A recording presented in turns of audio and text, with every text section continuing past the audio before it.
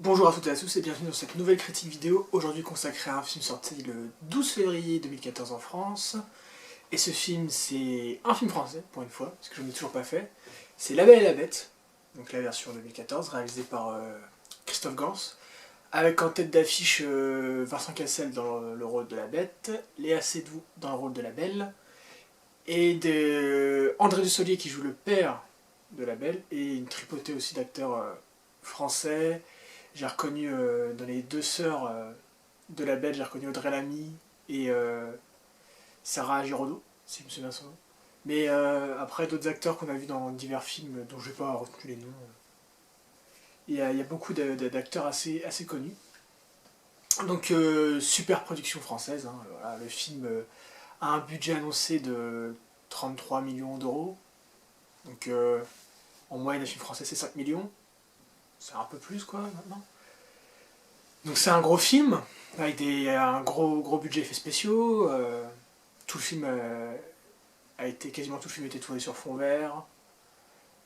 Tous les plans ont été retravaillés numériquement. Donc voilà, c'est l'argument numéro un du film. Voilà, c'est ces effets visuels. Et c'est à peu près tout ce qu'il y a dans le film, parce que le reste n'est pas très bon. Donc La Belle et la Bête, hein, histoire conte ultra classique. Maintes fois adapté au cinéma avec la version qui est ressortie il n'y a pas longtemps de Cocteau qui a été ressortie en remasterisé qui est très bien. Si vous voulez aller voir une bonne adaptation de La Belle et la Bête, allez voir ça. Il y a eu aussi bien sûr l'adaptation de Walt Disney, il y a eu des séries télé, il y a eu encore d'autres films, il y a plein de choses adaptées de La Belle et la Bête, des jeux vidéo aussi. Et voilà, Christophe Gans décide donc de faire une nouvelle adaptation. Et il faut donner des bons projets à Christophe Gans parce que ce type-là a un talent immense, il a une vision incroyable pour ses films, il a des visions de plans, enfin c'est incroyable, et il fait très peu de films. Il avait rien fait depuis Silent Hill. Et alors Silent Hill, je sais plus quand est-ce que c'est sorti, mais il doit bien faire 7 ans je pense, un truc comme ça. Donc il a rien fait pendant 7 ans, et il arrive avec La Belle et la Bête. Donc apparemment, enfin, de ce qu'on ressent en voyant le film, c'est qu'il avait pas envie de réaliser ça à la base. Mais bon, il fait le taf, il fait ça très bien. Mise en scène excellente, il a un talent pour choisir ses plans, c'est très beau.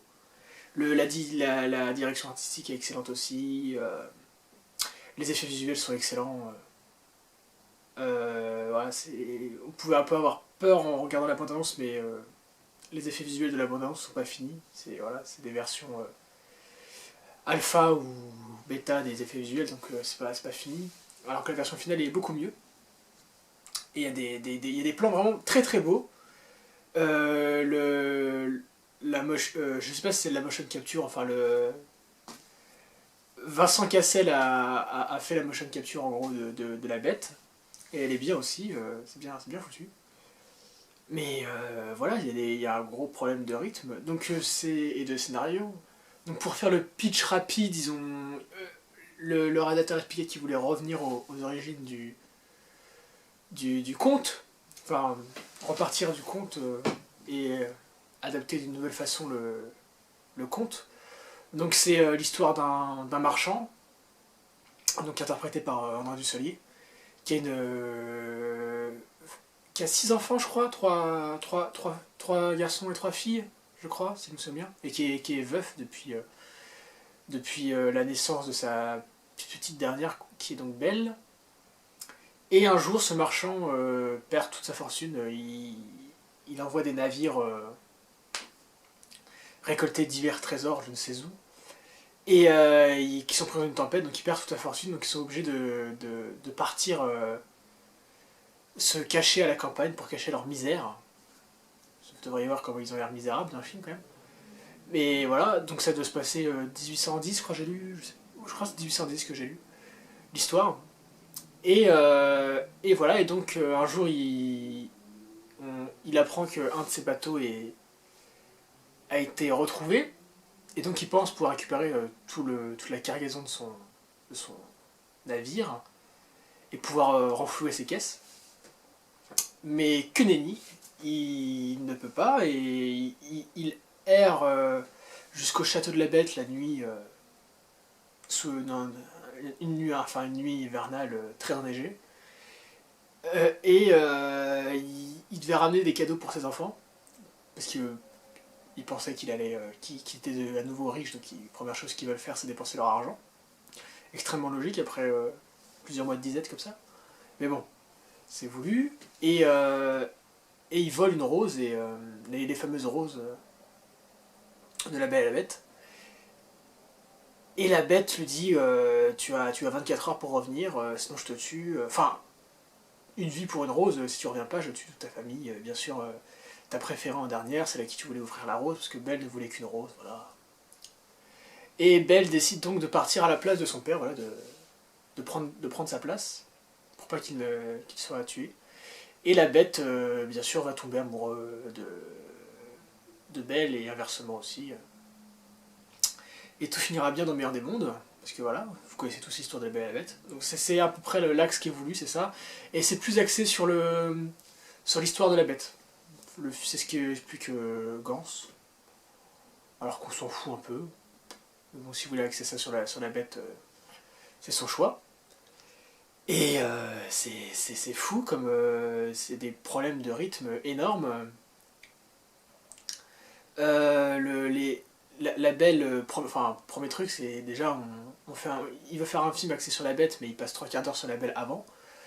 Peut-être pas 3/4 d'heure, enfin 35 minutes peut-être. L'introduction du film, la première partie est super longue, c'est pas très intéressant en plus, c'est pour poser le décor, enfin poser l'ambiance, tout ça, mais c'est pas intéressant. Et la Belle, elle tombe amoureuse de la Bête, mais de façon, mais c'est... Lui, la Bête lui envoie des saletés en permanence, lui fait peur et tout, et elle tombe amoureuse, donc je sais pas, peut-être qu'il faut faire ça pour séduire maintenant, j'en sais rien, mais c'est bizarrement foutu. Et si vous voulez bien faire, il aurait dû faire un film de 3 heures, quoi, au niveau du rythme, mais ça aurait été trop long. Déjà, le film, je crois, fait 2 heures. Donc voilà, au niveau du rythme, c'est bizarrement foutu. On s'attarde sur des choses qui sont insignifiantes pour zapper des choses qui ne le sont pas, qui ne sont pas insignifiantes. Donc voilà, ça c'est le premier point négatif. Deuxième point négatif, elle est assez doux. Je pense que Gans la voulait pas, parce que elle joue super mal dans le film. Alors j'aime pas trop cette actrice en plus, donc très peu d'objectivité à ce niveau-là. Mais je la trouve très mauvaise dans ce film. C'est Vincent Cassel qui fait la Bête, ok, ça va. Le travail sur la voix, c'est super. Quand on le voit en forme humaine, il est bien aussi. Hein. De toute façon, c'est un bon acteur, Vincent Cassel. André Dussolier, il cabotine. Les sœurs aussi sont insupportables. Ça doit sûrement être voulu par le scénario, mais moi, quand des personnages sont insupportables dans un film, ça m'insupporte. Ça fait très bien son effet, mais voilà, donc du coup, j'aime pas. Donc voilà, et il y a voilà, c'est au niveau des jeux des acteurs, c'est pas incroyable. Les effets visuels sont très bons, la mise en scène de Gans est excellente, il y a la façon de faire les ellipses, parce que l'histoire est racontée par Belle à ses enfants. Donc on sait que ça s'unit bien, parce qu'elle a des enfants. Et elle tourne les pages d'un grimoire. Voilà, en gros, il y a un narrateur. Et quand je disais dans American Bluff, j'avais pas la narration, là ça passe bien. Voilà, c'est bien foutu, c'est bien, ça colle à l'histoire, parce que c'est un conte. Elle raconte une histoire à ses enfants. Et elle tourne les pages de son grimoire, et en fait, des fois la caméra, enfin pas des fois, souvent, la caméra rentre dans la page comme ça. Donc on rentre dans l'histoire qui est présentée sur l'image, dans la page. Et la page se tourne, donc du coup en fait la caméra ressort, la page se tourne, puis après elle re-rentre, enfin c'est pour faire des ellipses temporelles. C'est super beau. Voilà. J'ai pas vu en 3D, j'imagine qu'en 3D c'est très beau parce que il y a beaucoup de plantes qui travaillent la profondeur de champ, ce qui est essentiel en 3D, avec des objets au premier plan, les personnages au second plan, puis un arrière-plan bien fouillé aussi, donc du coup on a plusieurs niveaux de plans. Voilà, donc j'imagine que la 3D doit être très bonne, mais bon je l'ai pas vu en 3D donc je pourrais pas juger. J'ai pas envie de la revoir en 3D, parce que le film m'a fait quand même un peu chier. Et voilà, la musique est bien, ça colle bien à l'histoire, c'est de la musique épique qui va bien au conte féerique. Pourquoi je dis épique? Non, c'est de la musique qui va bien au conte féerique, elle est pas épique du tout. Elle colle bien à l'ambiance, on va dire. Voilà, la direction artistique, j'ai dit, est excellente. Un seul point négatif dans la direction artistique, c'est des petites bestioles mi-teckel, je sais pas, c'est des trucs avec des grands yeux, vous avez dû les voir si vous avez vu les bandes annonces. C'est clairement là pour du marketing enfant, sinon je vois pas pourquoi c'est là, parce que ça apporte rien du tout. Quand je parlais d'incohérence de scénario, Belle dit qu'à un moment que ces petites bestioles, je sais plus comment ça s'appelle dans le film, genre j'ai complètement oublié. Parce que ça fait une semaine que j'ai vu le film, j'ai pas pu faire la critique plus tôt. Elle dit que ces trucs-là vont devenir ses meilleurs amis alors qu'elle passe son temps à avoir peur d'eux.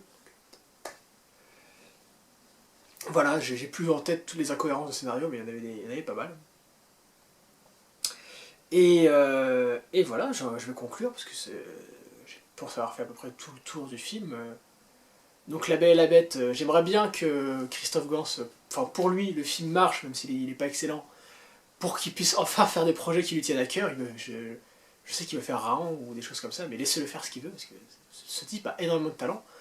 Sauf que quand il a besoin de beaucoup d'argent pour faire ses films, et en France, ça peut pas se faire, ça. Et j'espère que le film fera pas un four quand même, parce que c'est quand même bien. Ça fait plaisir de voir qu'en France, on arrive à faire des films avec des bons effets spéciaux. C'était pas gagné. Et c'est une belle claque visuelle, mais c'est chiant. Voilà, je définirais le film comme ça. C'est chiant, mais c'est très beau. Donc il y a beaucoup de films comme ça, mais si vous aimez bien voir des trucs jolis, allez-y, courez-y. Et je vous souhaite d'aller voir d'autres bons films. Je vous dis à une prochaine. Ciao.